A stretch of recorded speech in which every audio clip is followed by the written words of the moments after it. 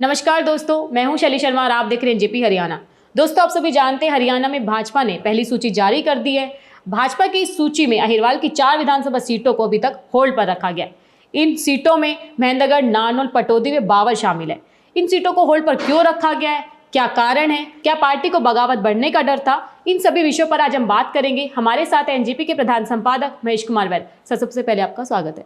Sir, आप यही बताइए, इन 4 विधानसभा सीटों को होल्ड पर क्यों रखा गया है, क्या कारण मानते हैं, आपको क्या लगता है?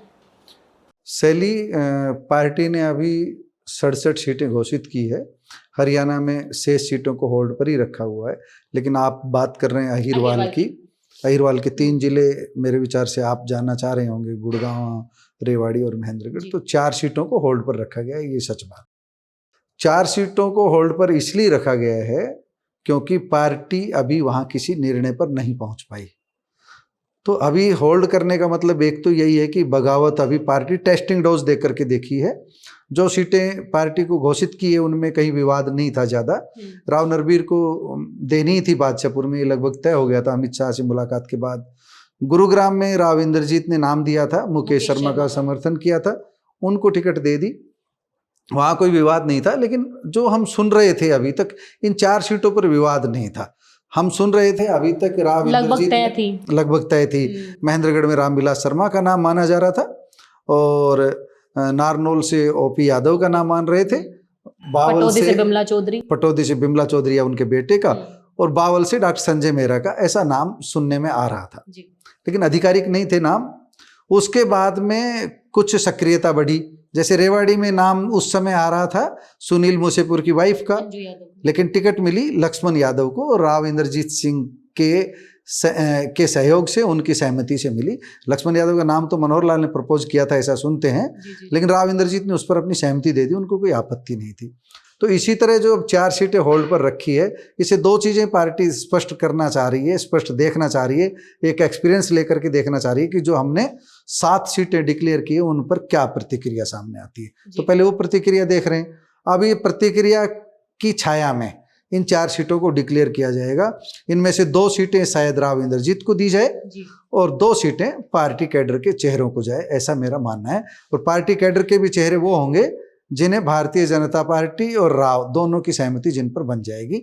राव भाजपा से अलग नहीं है, लेकिन सहमति लेंगे तो राव इंद्रजीत सिंह की व्यक्तिगत सहमति की बात कर रहा हूं मैं, और पार्टी का संगठन जिसको चाहेगा, जो संगठन से जुड़ा हुआ चेहरा होगा वो चाहेगा। जैसे बावल का उदाहरण लें, वहाँ डॉक्टर बनवारी लाल का नाम अगर पार्टी ने दिया और राव इंद्रजीत को उस पर मोहर लगाने में दिक्कत शायद कम आएगी।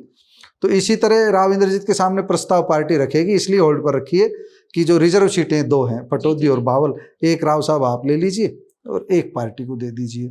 तो वो शायद बिमला चौधरी का नाम अगर राव इंद्रजीत लेते हैं तो बावल में पार्टी फिर अपनी मर्जी चलाएगी, तो अपनी मर्जी से डॉक्टर बनवारी लाल को। अगर हम अभी तक देखें तो आप क्या संभावना देख रहे हैं बावल, पटौदी, महेंद्रगढ़, नारनौल में कौन कौन उम्मीदवार हो सकते हैं, कौन चेहरे आ सकते हैं? क्योंकि 2-3 दिन से अगर चर्चाएं भी चली होगी, तो क्या संभावना देखते हैं आप? शैली, अभी जो 4 नाम चल रहे थे उनमें जरूर बदलाव होगा। 4 नाम चल रहे थे बिमला चौधरी पटौदी से या उनके बेटे रवि का नाम, और बावल से डॉक्टर संजय मेहरा, और महेंद्रगढ़ से प्रोफेसर रामविलास शर्मा, और नारनौल से ओपी यादव जो एक्स मिनिस्टर जो है उनका जो मौजूदा विधायक। अब इन 4 में से मुझे लगता है कि 1 या 2 नाम जरूर बदले जाएंगे। इस बदलाव की वजह से इन टिकटों को होल्ड पर रखा गया है, ये मेरा मानना है। तो हम देखेंगे कि कुछ चौंकाने वाले नाम भी सामने आ सकते हैं, लेकिन नारनौल में बिल्कुल ही एकदम नए नाम भी आ सकते हैं। पार्टी कोशिश करेगी कि ऐसे नाम। हम संतोष यादव का नाम भी सुन रहे हैं कि कल से ये चर्चा चलेगी, संतोष यादव भी नारनौल से हो सकती हैं। हाँ, ये एक नया प्रस्ताव जो है वो पिछले कुछ दिनों से पहले तो बिल्कुल अंदर खाने कुछ लोगों था, अब कुछ सोशल मीडिया पर भी आने लगा। हम लोगों ने भी इस पर एक चर्चा की थी कि आरती राव जब अटेली से चुनाव लड़ रही हैं तो वहाँ संतोष यादव के तेवर बहुत बगावती थे। विधानसभा की उपाध्यक्ष रही हैं, अटेली की पूर्व विधायक रही हैं, तो उनके पास कुछ तो है समर्थन। तो ऐसा माना जा रहा है कि राव इंद्रजीत संतोष यादव के नाम पर सहमति दे दें, संतोष यादव को नारनौल से कैंडिडेट बना दिया जाए, पार्टी भी खुश, राव भी खुश और आरती राव को भी मदद मिल जाए। एक प्रस्ताव चल रहा है, अभी इस पर मोहर लग सकती है। हम इसकी संभावना बता रहे हैं आपको, आपका ठीक मानना है। जो अगर हम टिकट घोषणा के बाद बगावत की बात करें तो पूरे हरियाणा में तो बगावत का माहौल था। लेकिन हम गुड़गांव, रेवाड़ी और महेंद्रगढ़ को विशेष तौर पर देखें तो यहाँ पर बगावत देखी गई। गुड़गांव से नवीन गोयल, जीएल शर्मा, रेवाड़ी से सतीश खोला हो गए, सतीश यादव हो गए, सन्नी यादव हो गए जो अभी भाजपा में शामिल हुए थे, सतीश यादव भी शामिल हुए थे। तो इन्होंने बगावती तेवर दिखाने शुरू कर दिए। क्या मानते हैं, क्या लगता है आपको? देखिए शैली, जब नेतृत्व कमजोर होता है, यहाँ पर जो टीम है अभी नायब सैनी पूरा होल्ड नहीं रख पाए। थोड़े दिन पहले उनको चीफ मिनिस्टर की कुर्सी मिली है। मोहनलाल बड़ोली को भी कुछ दिन पहले ही संगठन की बागडोर सौंपी गई है। तो अभी जब हम ये कह सकते हैं तो जो भाजपा का यहाँ पर जो मुख्यमंत्री और अध्यक्ष हैं उनके हाथ में बहुत ज़्यादा मजबूती नहीं आ पाई थी। उनको अचानक जो बीच में बागडोर संभालनी पड़ी, जो है पार्टी ने ये जल्दबाजी में फैसले लिए। तो इसी कारण अब दूसरा ये है कि पार्टी की सत्ता में आने की संभावना जो है वो पहले से 2014-2019 की तुलना में कम हुई है। तो ये बगावत के सुर इसलिए उठ रहे हैं क्योंकि उनको लग रहा है कि चुनाव लड़ना जो है वो बहुत ज़रूरी हो गया है। जैसे सतीश यादव सोच रहे हैं कि चुनाव लड़ लें, तो वो बगावत के सुर। जीएल शर्मा हैं, वो मजबूत दावेदार थे। जीएल शर्मा तो कल दीपेंद्र हुड्डा से ही मिले, ऐसा सुनने में आया है। वो कांग्रेस में जा रहे हैं। आप उसको कह सकती हो कि जीएल शर्मा देर सवेर कांग्रेस का दामन थाम लेंगे। वो आज भी शामिल हो सकते हैं, कल भी शामिल हो सकते हैं, लेकिन वो कांग्रेस में जा रहे हैं, उसमें कोई दो राय नहीं है। और वो कांग्रेस में इसलिए जा रहे हैं कि उनको टिकट की उम्मीद थी, लेकिन राव इंद्रजीत उनको टिकट नहीं लेने देंगे किसी सूरत में, क्योंकि राव इंद्रजीत से उनका 36 का आंकड़ा है। तो मुकेश शर्मा के नाम का समर्थन किया, तो इसलिए मुकेश शर्मा की जो। और नवीन गोयल को अगर देखें तो नवीन गोयल भी टिकट चाह रहे थे, लेकिन पार्टी में एक फैसला हो चुका था कि इस बार किसी ब्राह्मण चेहरे को उतारा जाएगा। तो जब ब्राह्मण चेहरे की बात आई तो राव इंद्रजीत ने मुकेश शर्मा का समर्थन कर दिया।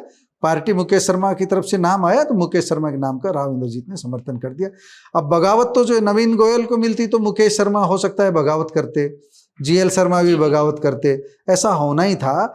क्योंकि जब लगता है कि दूसरी पार्टी भी सत्ता में आ सकती है तो जो बगावत करने वाले स्वर हैं वो ज़्यादा मुखर हो जाते हैं, बगावत करने वालों की संख्या बढ़ जाती है। तो जब हरियाणा में जो हम देख रहे हैं वही अहिरवाल में हो रहा है, यहाँ बगावत के स्वर इस बार तेज हो रहे हैं। जो आने वाले समय में जब कांग्रेस की टिकट हवा बदल रही है तो उस हिसाब से, हाँ थोड़ा सा हवा, हाँ तो लोग भी बदल रहे हैं। अभी अहिरवाल में जब हम इस बेल्ट में देखते हैं तो यहाँ अभी भाजपा एक ताकत है, इसमें नो डाउट। लेकिन जो है पूरे हरियाणा में जब शेष हरियाणा से खबरें आ रही है कांग्रेस के अच्छे प्रदर्शन की संभावना जताई जा रही है, तो यहाँ पर जो दूसरे जो जिनकी टिकट कट रही है वो या तो निर्दलीय लड़ने की सोच रहे हैं, या कांग्रेस में जाने की सोच रहे हैं, या बगावत करने की सोच रहे हैं, ताकि भविष्य में कांग्रेस की सत्ता है तो उनकी निकटता बन सके। कुछ लोग ऐसा भी सोच रहे हैं।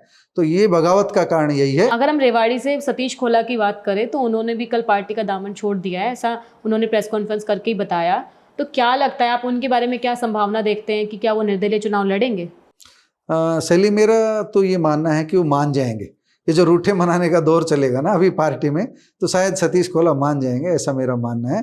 वो उनकी प्रेशर टैक्टिस है, पार्टी उनके लिए कुछ अच्छा करने की हाँ भरेगी तो शायद मान जाएंगे। बाकी समय बताएगा। कह तो यही रहे हैं कि मैं अभी कदम वापस नहीं लूंगा, लेकिन भाजपा में जब बड़े नेता सक्रिय होते हैं तो बड़े बड़े कदम वापस ले लेते हैं। तो सतीश खोला भी शायद कदम वापस ले ले। सतीश यादव के बारे में मुझे संदेह है, वो शायद चुनाव लड़ेंगे, ऐसा मेरा मानना है। हाँ, वो तो काफ़ी पहले से ही सक्रिय हो चुके थे। अभी हमारी बात हो रही थी थोड़ी देर पहले कोमल से, तो यही चर्चा हम कर रहे थे। जो कापड़ीवास है, रणधीर कापड़ीवास के स्टैंड पर निर्भर करेगा अभी यहाँ की राजनीति। रेवाड़ी विधानसभा की क्या रुख करती है, उधर संतोष यादव एडजस्ट होती या बगावत करती, वहाँ भी देखना होगा। उधर जीएल शर्मा के अलावा कुछ लोग और कांग्रेस में जाते हैं, और कांग्रेस की टिकटें जब सामने आएगी तब समीकरण बनेंगे, तब सिनेरियो बनेगा, फिर हम एक बार फिर इस पर चर्चा कर सकते हैं। जी ओके, धन्यवाद सर। आपने हमारी चर्चा सुनी। अब देखना होगा अहिरवाल की जो 4 विधानसभा सीटें होल्ड पर रखी गई है, इन पे कौन उम्मीदवार हो सकते हैं, यह तो घोषणा के बाद ही पता चलेगा। धन्यवाद।